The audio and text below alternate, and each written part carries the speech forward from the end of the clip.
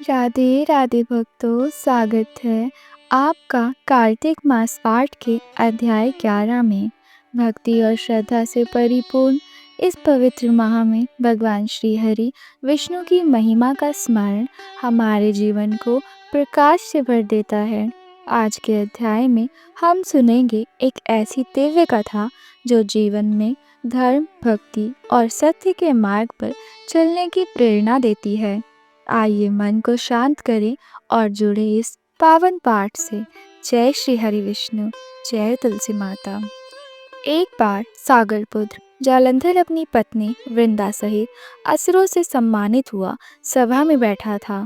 तभी गुरु शुक्राचार्य का वहां आगमन हुआ।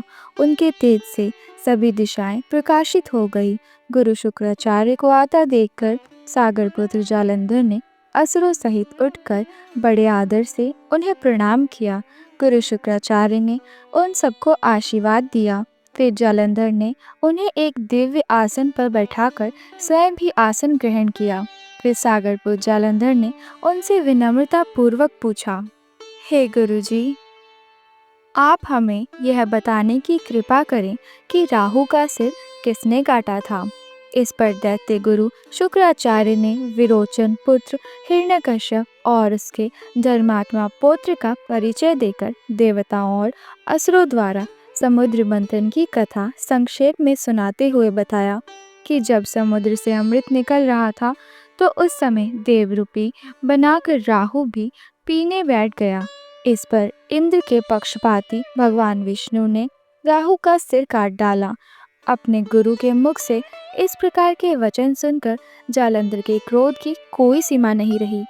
उसके नेत्र लाल हो गए। फिर उसने अपने धम्स नामक दूत को बुलाया और उसे शुक्राचार्य द्वारा सुनाया गया वृतांत बताया। तत्पश्चात उसने धस्म को आज्ञा दी कि तुम शीघ्र ही इंद्रपुरी में जाकर इंद्र से मेरी शरण में लेकर आओ। धस्म जालंधर का बहुत आज्ञाकारी एवं निपुण दूत था। वह जल्द ही इंद्र की सुधर्मा नामक सभा में जा पहुंचा और जालंधर के शब्दों में इंद्र से बोला, हे देवात्म, तुमने समुद्र का मंथन क्यों किया और मेरे पिता के समस्त रत्नों को क्यों ले लिया? ऐसा करके तुमने अच्छा नहीं किया।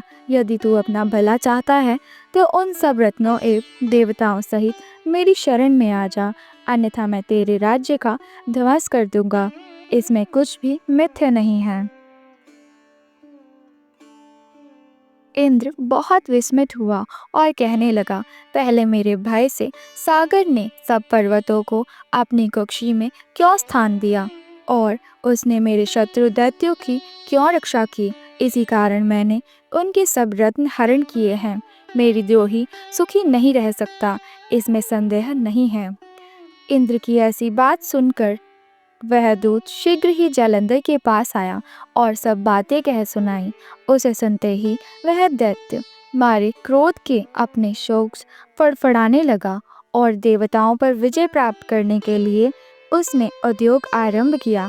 फिर तो सब दिशाएं पाताल से करोड़ों करोड़ों दैत्य उसके पास आने लगे। शुंभ निशुंभ आदि करोड़ों सेनापतियों के साथ जालंधर इंद्र से युद्ध करने लगा। शीघ्र ही इंद्र के नंदन वन में उसने अपनी सेना उतार दी।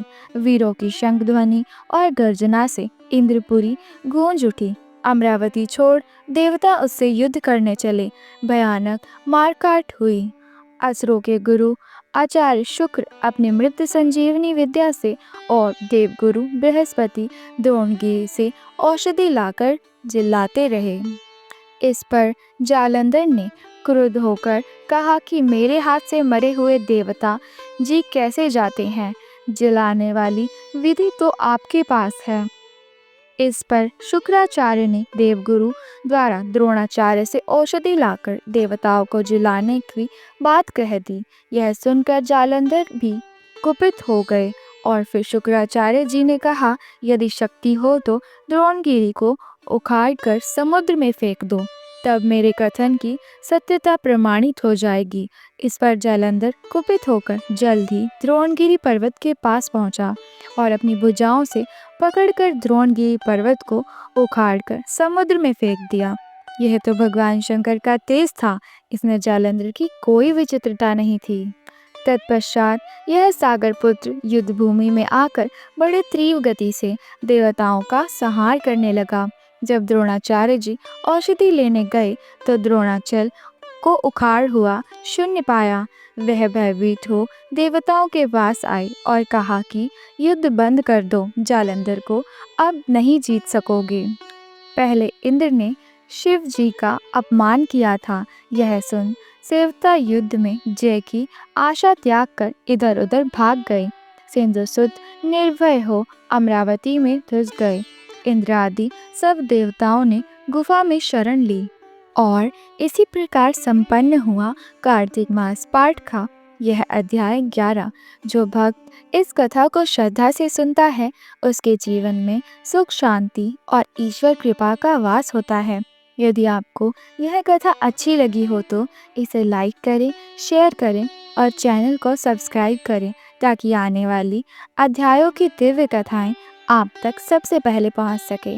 हरि नाम का स्मरण करते हुए बोलिए जय हरि विष्णु, जय तुलसी माता, राधे राधे।